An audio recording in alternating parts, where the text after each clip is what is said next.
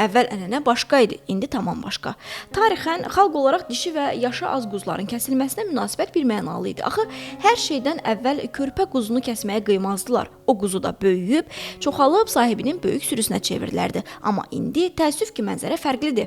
30 ildir qəssab kimi fəaliyyət göstərən müsahibimiz də deyir ki, son zamanlar belə hallarla tez-tez rastlaşır. Nəticədə də artıq yerli quzuların sayında ciddi azalma müşahidə olunur. Əvvəl dövrlərdə, yəni beləncə xırda quzuları, əmlik quzuları, körpə dişi quzuları heç kəsilmirdi.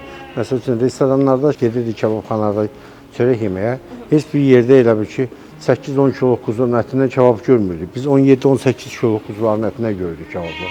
Hər bir rayona gedirdin, görürdün ki, böyük bir fermalarda damazlıq heyvanlar ayrı olunurdu. Onları ayrı saxlayırlar, dişi quzuları ki, bundan artıq biz sürümümüzün damazlığıdır. Bu illərin 500 dənə quzunu qatırıq qoyuna, sürüyə qatacaq ki, heyvanımız artsın. Ancaq indi gedirsən, baxırsan ki, heç ikisində yoxdur.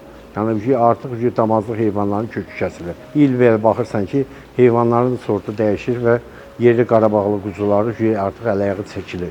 Yəni onların dişi quzularını tapmaq çətin məsələdir. Başqa yerdən gətirilən damazlıq heyvanlar bizim heyvanların kimi dad olmur. Heyvanların kəsimi yalnız dövlət baytarlıq nəzarəti olan rəsmi kəsimxanalarda aparılmalıdır. Bu müəssisələrdə kəsimə gətirilən iri və xırdabuynuzlu heyvanlar əvvəlcə baytarlıq mütəxəssisləri tərəfindən müayinədən keçirilir. Sağlamlığı yoxlanılır və yalnız yararlı olan heyvanların kəsiminə icazə verilir. Kəsimdən sonra isə cəmdək və daxili orqanlar baytarlıq sanitariya ekspertizasından keçirilir. Uyğun hesab edilən ətlərə xüsusi möhür vurulur və yalnız müvafiq baytarlıq sənədləri ilə satışa çıxarılır. Quzuların erkən kəsimi ilə bağlı mövcud vəziyyətə isə təəssüf ki, agentlik əməkdaşlarının apardığı nəzarət tədbirləri zamanı da rast gəlinir. Nəzarət tədbirləri zamanı bəzən 6 aydan kiçik quzuların, xüsusilə də dişi quzuların kəsildiyi hallara rast gəlirik. Bu isə tövsiyə olunmur. Çünki erkən yaşda kəsim heyvandarlığın gələcək inkişafına mənfi təsir göstərir.